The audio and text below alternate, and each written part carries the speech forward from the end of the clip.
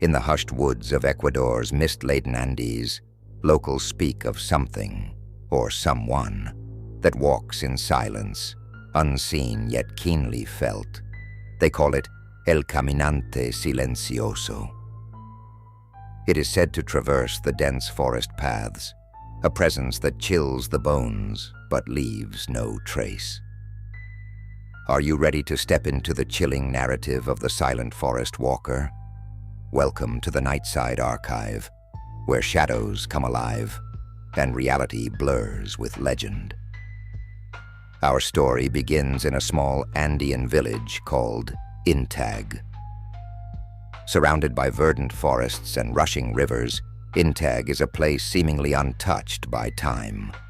But behind the serene facade, the villagers carry a heavy weight of an unspeakable fear. Every child in Intag grows up hearing the warnings: never wander too far into the forest after dark, because once the sun sets, the silent walker roams. Legend says it all started some 2 centuries ago. A young woman named Rosalia, known for her striking beauty and intellect, lived in the village. She earned a modest living sewing intricate designs on traditional garments. Many admired her not just for her talent, but also for her fierce independence, a rarity for women of her time. But envy mixes strangely with admiration, and Rosalia had her share of jealous enemies. One fateful night, her life changed forever when the mayor of the village, renowned for his cruelty and entitled demeanor, barged into her humble home. Drunk and entitled, he demanded Rosalia marry him immediately, a proposal disguised as a threat.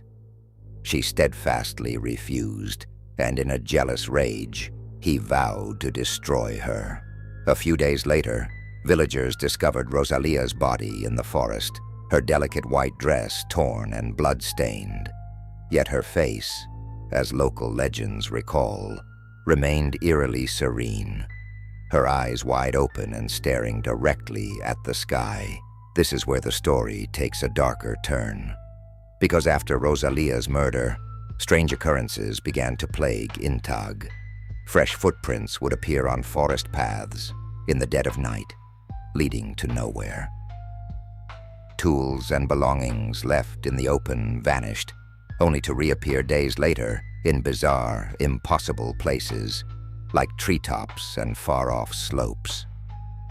More haunting, however, was the pervasive feeling for those who dared enter the woods.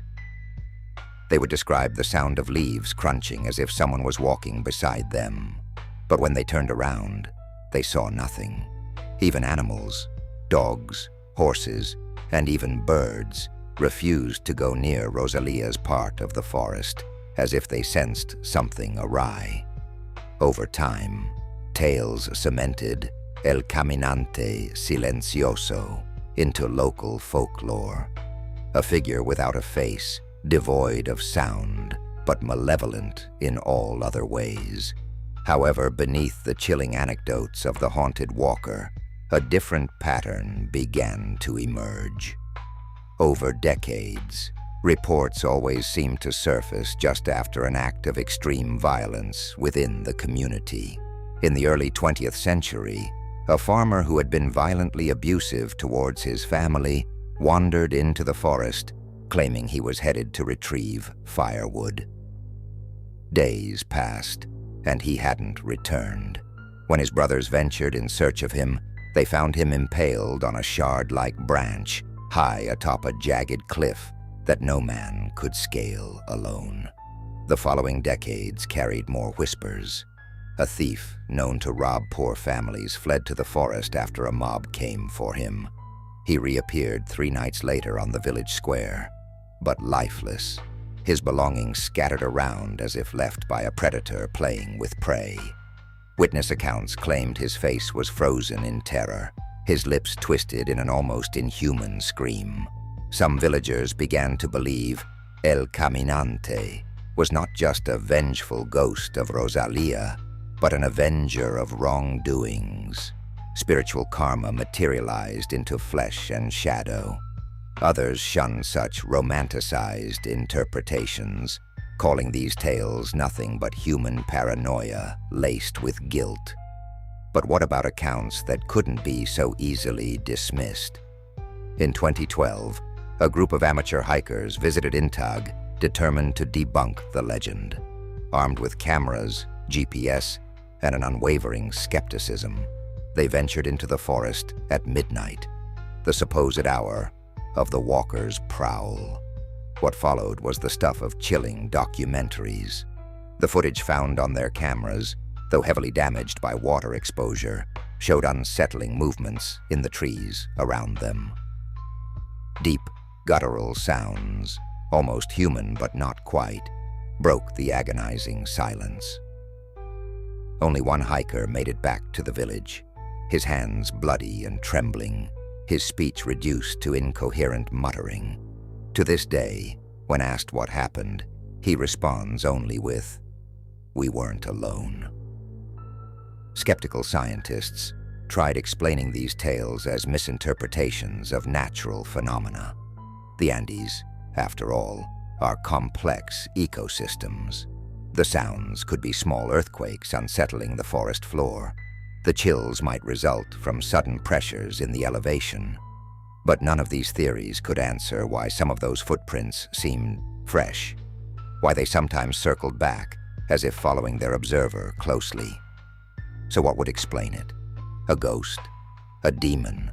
Or perhaps something far more unsettling? A collective consciousness powered by unspoken guilt, anger, and revenge. Whether Rosalia's vengeful spirit, or merely coincidence, shapes events in Intag, one thing remains true. No villager willingly tests fate in that forest. Today, the legend of the Silent Forest Walker remains a chilling reminder of what happens when injustice festers without consequence. Its whispers fuel bedtime warnings, giving the elders in Intag a way to teach children respect for the uneasy harmony between humanity and nature. The question remains, do you brave the shadows of Ecuador's Silent Walker's forest? Or does your primal fear signal to you something that logic cannot? Better not to find out. Thank you for joining us on this eerie journey tonight on the Nightside Archive. Remember, every story holds more truths than what met the eye.